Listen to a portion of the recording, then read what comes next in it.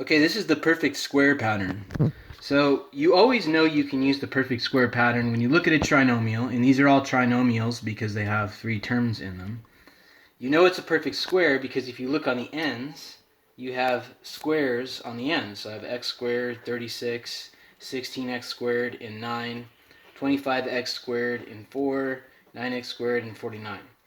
So all you have to do is set a parenthesis up like this, and it's squared. And the square root of that is x, and the square root of that is 4.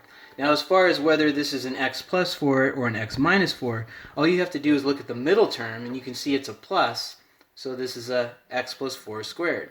The next one, the square root of that is x, the square root of that is 6, and it's a minus in the middle. The next one, the square root of 16x squared, is 4x, and the square root of 9 is 3, and then they have a minus. On this one here, the square root of 25x is 5x. The square root of 4 is 2. And then it's a plus in the middle. And then on the last one here, the square root of 9x is 3x, and the square root of 49 is 7, and that's a minus like that. So it's pretty simple to do, and actually a lot of people will always ask me, how do you know this even works? How do I know that that's the answer? Well, all you have to do to check it, to see if it's the answer, is to multiply the binomials. And this is what we did the other day.